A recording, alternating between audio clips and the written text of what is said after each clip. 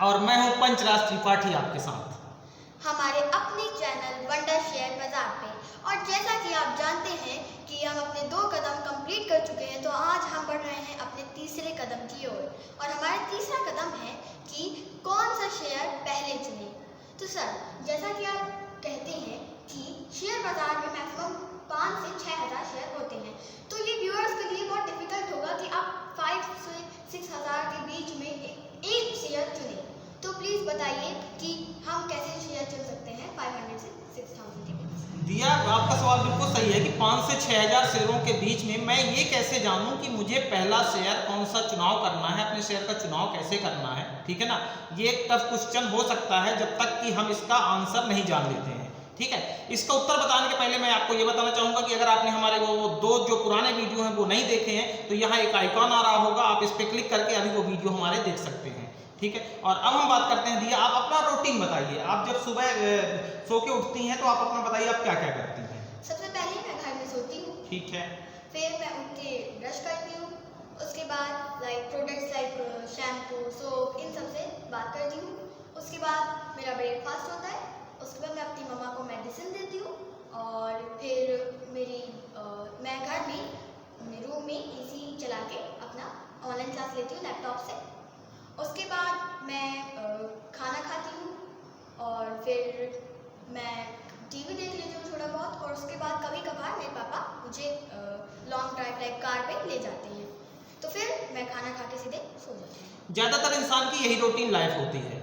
ये सवाल पूछने का मतलब ये था कि हर इंसान शेयर से कैसे घिरा हुआ है। मैं आपको ये बताता हूँ दिया, जैसे घर में रहती हैं तो उस घर में जो स्टील का इस्तेमाल हुआ होगा, लोहे का इस्तेमाल हुआ होगा, ठीक है ना, तो वो लोहा और स्टील किसी कंपनी ने सप्लाई किया होगा, बनाया होगा, वो कंपनी भी दिया शेयर बाजार में लिस्टेड होती है। ठीक है ना, जो घर बहुत सारी कंपनियां, अगर आप किसी शहर में फ्लैट में रहते हैं तो जो रियल एस्टेट फर्म होती हैं वो फर्म भी लिस्टेड होती है। जैसे DLF एक अभी कंपनी, आपको एक उदाहरण के लिए सिर्फ नाम बता रहा हूँ। इसके बाद जब आप ब्रश करती हैं तो FMCG प्रोडक्ट में बहुत सारी कंपनियां हैं, ठीक है ना, गोदरेज है, ITC है, और भी बहुत सारी कंपनी है, वो ऑलरेडी लिस्टेड होती हैं शेयर बाजार में। इसी तरह जब आपने जैसे बोला कि आप ब्रेकफास्ट करती हैं, वो भी FMCG प्रोडक्ट का हिस्सा है। तो हर इंसान, ठीक है ना, FMCG प्रोडक्ट का इस्तेमाल करता है।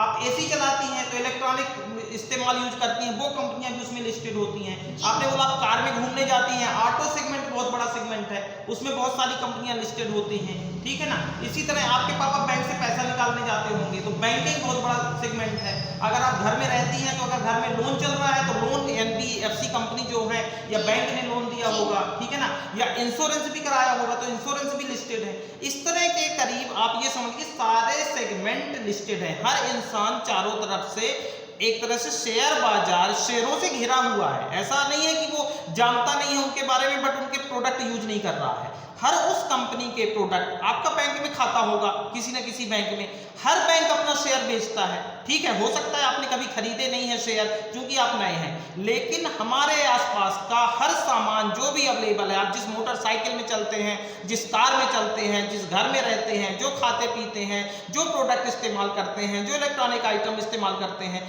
हर चीज की कंपनियां हमारे इस शेयर बाजार में लिस्टेड हैं। तो कहने का मतलब ये है कि अब जो सवाल ये है कि हम कौन सा शेयर खरीदें, किस शेयर का सिलेक्शन करें। तो जैसा कि हमने पहले वीडियो में बताया था कि आप सबसे पहले शेयर बाजार को जानें, तो मैं ये कह रहा हूं आप पहले शेयर को जानें, तो उसी शेयर का सिलेक्शन करें जिस शेयर को दिया आप जानते हो। ठीक है ना, सबसे पहले उसी शेयर को खरीदना है जिसको आप जानते हैं। जानने का मतलब, आप मान लीजिए ITC का आटा खाते हैं तो आप जानते हैं तो आप ITC का ले सकते हैं, या अगर आपका खाता SBI में है, ICICI में है, जो भी इस तरह का आपको लग रहा हो, या अगर आप मान लीजिए डॉक्टर हैं, ठीक है, तो डॉक्टर को जो है हेल्थ इंडस्ट्री से जुड़े हुए हैं तो किसी भी फार्मा कंपनी का शेयर ले सकते हैं जिसके बारे में उन्होंने जानकारी हो। अगर कोई इंसान NBFC में जॉब करता है, बैंकिंग में जॉब करता है, फाइनेंशियल इंस्टीट्यूशन में जॉब करता है, तो वो चाहे तो उस इंडस्ट्री का शेयर ले सकता है। अगर आप एनर्जी में काम करते हैं, ऑयल गैस पावर सप्लाई वगैरह की कंपनियों में काम करते हैं, तो आप उसका शेयर ले सकते हैं। इंडस्ट्रियल में एरोस्पेस है, डिफेंस है, मशीनरी है, कंस्ट्रक्शन है, फैब्रिकेशन,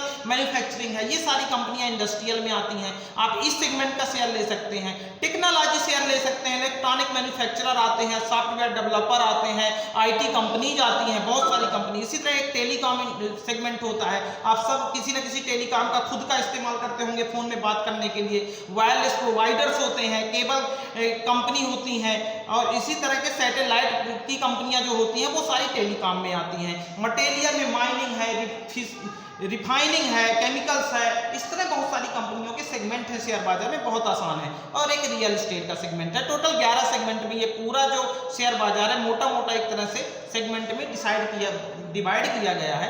वो अलग अलग लोगों के अलग अलग उसको कह सकते हैं कि इतने सेगमेंट में डिवाइड है। तो मेरे कहने का मतलब ये है कि आप अपनी पहचान की, आप जिस कंपनी का आपने नाम सुना हो, जिस कंपनी के साथ आप जुड़े हुए हो किसी ना किसी रूप में, आपको उसी कंपनी का शेयर लेना चाहिए, ठीक है, जिसको आप जानते हैं। तो आप ऐसे समझ लीजिए, जब भी आप किसी कहीं रिश्तेदारी करने जाते हैं तो आप जनरली यही देखा जाता है ना कि उनका गोत्र कौन सा है। जैसे शादियां होती हैं अगर, तो देखा जाता है गोत्र कौन सी है, वो कहाँ के रहने वाले हैं। क्यों देखा जाता है? क्योंकि उससे हमें पता चल जाता है, उनके बारे में हमें जानकारी लेना आगे भविष्य में आसान रहता है। तो इसलिए मेरा हमें ये कहना होता है कि आप उसी कंपनी का शेयर लीजिए जिसको आप जानते हैं। और 1 डे 1 शेयर, और 1 वीक 1 शेयर, 1 मंथ 1 शेयर। तो अगर आप ये हमें जब शुरुआत करेंगे तो हमें बहुत सारा माल एक साथ लेके नहीं आना है।